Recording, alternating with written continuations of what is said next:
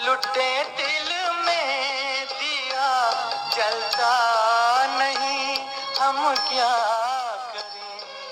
হঠাৎ একজন শুভ নন্দী বাপ মায়ের কনিষ্ঠ সন্তান, যাদবপুর বিশ্ববিদ্যালয় থেকে অটোমোবাইল ইঞ্জিনিয়ারিং পাশ করে টাটা কোম্পানিতে চাকরি পেয়ে সে ট্রেনিংয়ের জন্যে 6 মাসের জন্য দিল্লিতে যাচ্ছে। স্টেশনে পৌঁছে দেখলো দিল্লি যাবার ট্রেন দাঁড়িয়ে আছে। ও নিজের কম্পার্টমেন্টটা খুঁজে নিয়ে সেখানে উঠে দেখলো তখনও সব প্যাসেঞ্জার আসেনি। জানলার ধারের সিটে একটি ছেলে একটি মেয়ে বসে আছে। ওর সিটটাও ওদেরই পাশে পড়েছিল। ও বসে আন্দাজ করবার চেষ্টা করলো এই ছেলেটি মেয়েটি কি স্বামী স্ত্রী না ভাই বোন। ইতিমধ্যে ট্রেনটি ছেড়ে দিল। ট্রেন এগোতে লাগলো। শুভ ওই ছেলেটি মেয়েটির কথোপকথন থেকে যা বুঝতে পারল, ওর কানে যতটা এসেছে তা থেকে, যে এরা ভাই বোনও না, এরা স্বামী স্ত্রীও না। এই মেয়েটি নিশ্চয়ই ওই ছেলেটির হাত ধরে বাড়ি থেকে পালিয়েছে। ক্রমে ক্রমে বিকেল গড়িয়ে সন্ধে হলো। রাত্রি নাবতে নাবতে শুভ ডিনারের অর্ডার দিয়ে ডিনার করে শুয়ে পড়ল।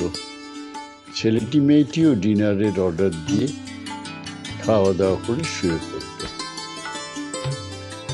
হঠাৎ একটা আওয়াজে শুভর ঘুমটা ভেঙে গেল।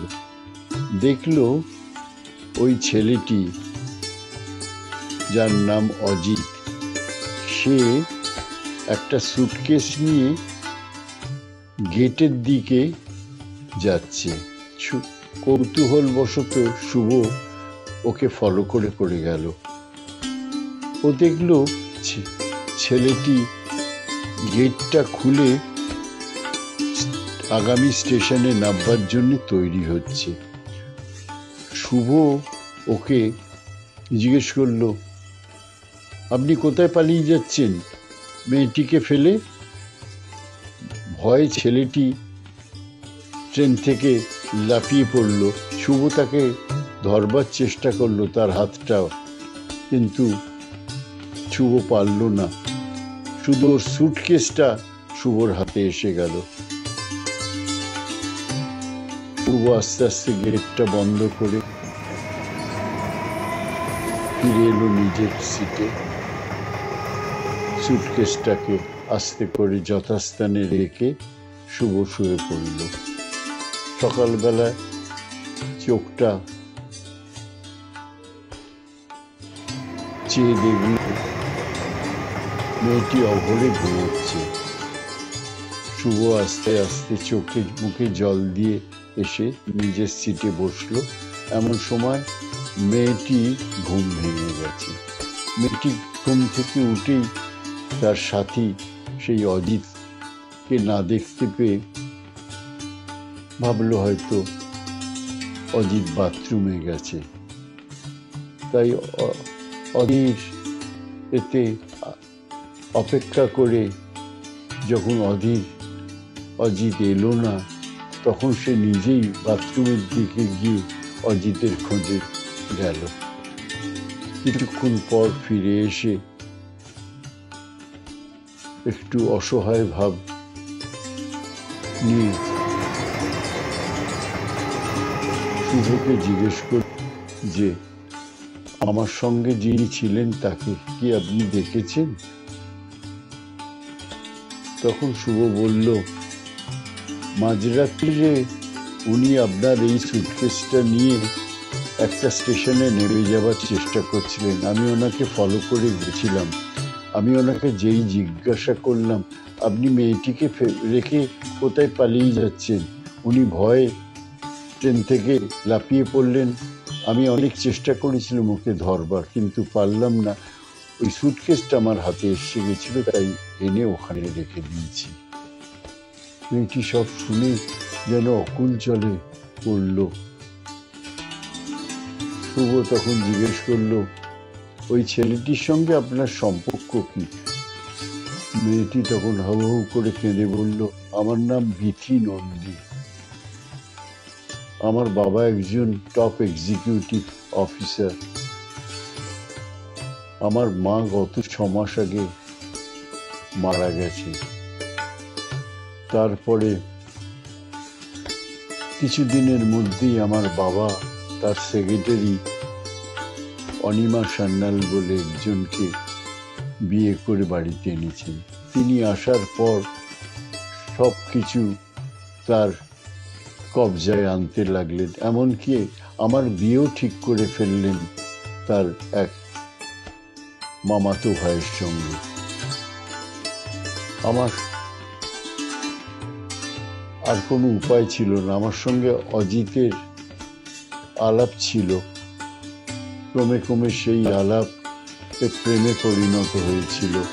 আমি অজিতকে বলতে, অজিত বলল, আমরা দুজনে পালিয়ে যাব, গিয়ে বিয়ে করব। আমি অজিতের সম্বন্ধে সেরম কিছু খোঁজ খবরও নিইনি বা জানি না। আমরা কোথায় যাচ্ছিলাম, অজিত আমায় কোথায় নিয়ে গেছে। ওই সুটকেসে আমি আমার মার যত গয়না গাটি এবং টাকা আমার সব দিয়েছিলাম। সেই জন্যে অজিত ওইটা নিয়ে পালিয়ে যাচ্ছিল বলে হাউ হাউ করে কেঁদে উঠল। তখন শুভ বলল, দেখুন, আমি তো দিল্লি যাচ্ছি, আমি টাটা কোম্পানিতে চাকরি পেয়েছি, আমি একজন অটোমোবাইল ইঞ্জিনিয়ার, ওখানে ট্রেনিংয়ে যাচ্ছি, ওদের গেস্ট হাউসে থাকবো, আপনি আমার সঙ্গে যেতে পারেন, তারপরে ভেবে দেখব কি করা হবে বলে মেয়েটি একটু আশ্বস্ত হলো। ক্রমে ট্রেন সকালবেলা থেকে দিল্লি স্টেশনে এসে পৌঁছলো। ওরা নেবে ডিফেন্স কলোনিতে টাটা কোম্পানির গেস্ট হাউসে গিয়ে উঠল। সেখানে সকলেই প্রায় ওই যারা ট্রেনি তারা আছে, তাই কেউ তাদের জিজ্ঞাসা করার নেই যে এই মেয়েটির সঙ্গে আপনার কি সম্পর্ক। দেখতে দেখতে দেখতে দেখতে অনেকগুলো সপ্তাহ কেটে গেছে। ক্রমে ওরা একে অপরের অপরিহার্য হয়ে উঠেছে এবং ওদের ভেতর একটা সম্পর্ক গড়ে উঠেছে।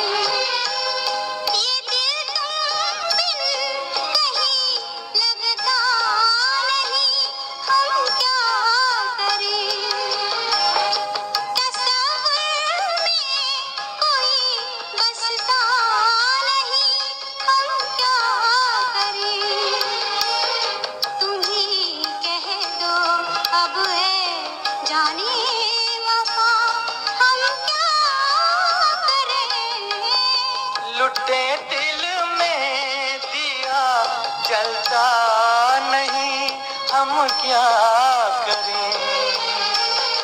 तुम्हीं कह दो अब है जाने अदा, हम क्या करें। ये दिल तुम बिन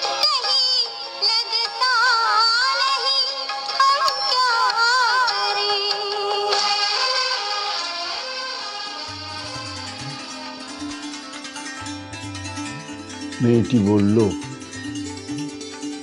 যে